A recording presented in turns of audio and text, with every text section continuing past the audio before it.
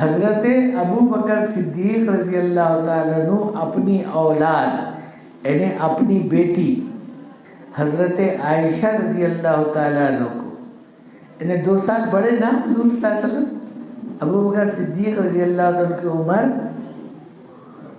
2 سال بڑی یعنی چھوٹی، حضور صلی اللہ علیہ وسلم کی عمر 2 سال بڑی۔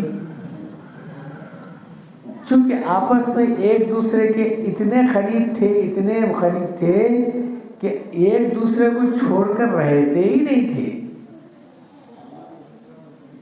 صرف بستر الگ رہتا تھا، کھانا پانی سونا بیٹھنا اٹھنا تقریباً ایک تھا۔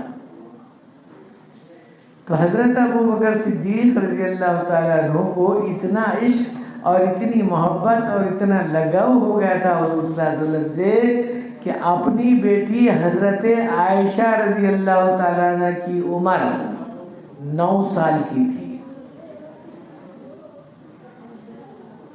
تعجب ہوتا ہوگا آپ لوگوں کو، حضرت عائشہ رضی اللہ تعالیٰ عنہ کی عمر 9 سال کی تھی، حضور اکرم صلی اللہ علیہ وسلم کی عمر 52 سال کی تھی۔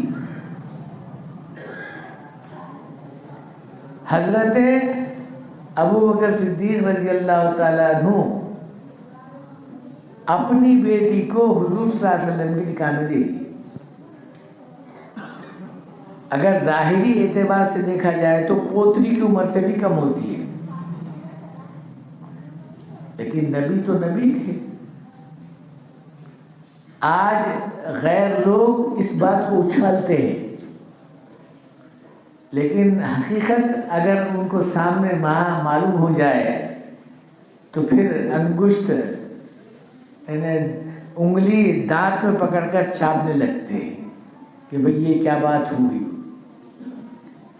حضرت عائشہ رضی اللہ تعالیٰ عنہ فرماتی ہیں، میں جس وقت حضرت رسول کریم صلی اللہ علیہ وسلم کی نکاح میں گئی ہوں، شادی ہوئی میری تو میں کھیل رہی تھی، ظاہر 9 سال کی عمر ہوتی کیا ہے، کھیل رہی تھی۔ اتنی کم سن عمر کے اندر بھی حضرت صدیق اکبر اپنی اولاد کو حضور صلی اللہ علیہ وسلم کی نکاح میں دینے کو اتنا پسند کیا کہ یوں کہا، یا رسول اللہ مجھے بہت پسندیدہ ہے 3 چیزیں، ایک چیز یہ ہے کہ میں نماز کی پابندی کروں، دوسرا یہ ہے کہ آپ کی صحبت اختیار کروں، تیسرا یہ ہے کہ میری بیٹی آپ کے نکاح میں ہے، اس سے زیادہ خوش نصیب اور میں کیا ہو سکتا ہوں۔ اللہ کے رسول صلی اللہ علیہ وسلم کو ایک مرتبہ الہام ہوا، مکے کے لوگ بہت زیادہ ستا رہے ہیں، اب آپ کو مکہ مکرمہ چھوڑنا ہے اور مدینہ منورہ چلنا ہے۔ مدینہ منورہ حضور صلی اللہ علیہ وسلم کا ننیال ہے، ننیال، اور مکہ مکرمہ ددیال ہے۔ چونکہ یہاں پر لوگ زیادہ ستانا اور زیادہ مصیبتیں زیادہ پریشان کرنا چاہ رہے تھے، اللہ کی طرف سے یہ حکم نازل ہوا کہ اب یہاں مکہ چھوڑو اور مدینہ چلے جاؤ، کیونکہ مدینہ کے لوگ آپ صلی اللہ علیہ وسلم کو بہت چاہتے تھے۔ جس وقت آپ کو یہ اطلاع دی گئی کہ آپ کو مدینہ منورہ ہجرت کرنا ہے، کتابوں میں لکھا ہے 2 مہینے سے 2.5 مہینے، بعض جگہ 6 مہینے بھی لکھا ہوا ہے۔ 6 مہینے تک حضرت ابو بکر صدیق رضی اللہ تعالیٰ عنہ رات میں نہیں سوئے۔ کیوں نہیں سوئے؟ کہا اللہ کے رسول کو کس وقت میں حکم ہوتا ہے جانے کا، کب یہاں سے نکل جائیں گے، میں کب ان کے ساتھ میں جو ہے ان کی خدمت کے لیے چلوں گا۔ 2 سے 6 مہینے اس درمیان میں رات کی نیند وہ نہیں کرے۔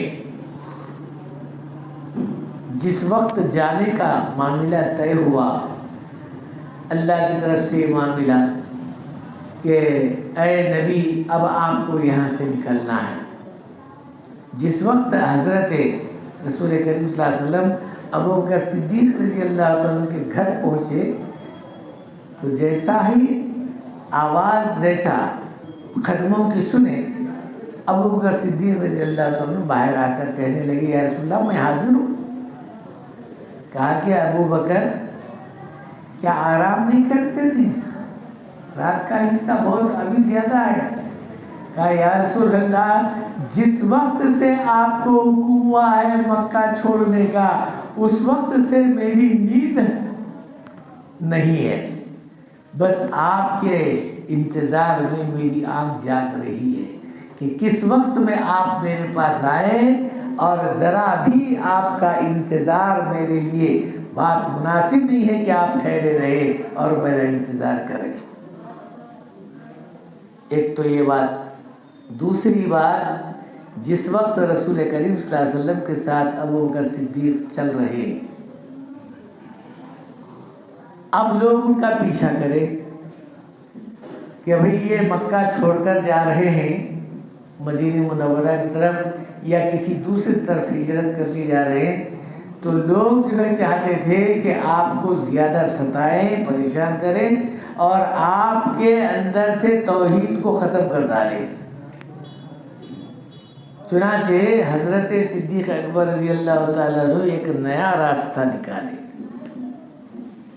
اب جو حضرات حج کو گئے ہیں وہ اچھی طرح سے جانتے ہیں،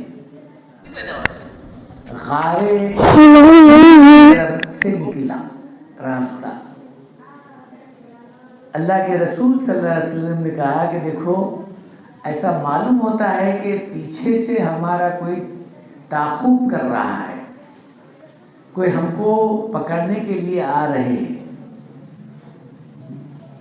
سراخ ایک بہت بڑے بہادر اور دلیر قسم کا آدمی تھا، کفار مکہ کی طرف سے طے ہوا۔ کہا کہ دیکھو ابوبکر صدیق اور حضور صلی اللہ علیہ وسلم دونوں بھی مکہ چھوڑ کر جا رہے ہیں، اگر کوئی نبی کا سر مردہ یا زندہ لے کر آئے گا اس کو 100 اونٹ انعام میں دیا جائے گا۔ اب وہ تیار ہو کر آگے بڑھ گئے۔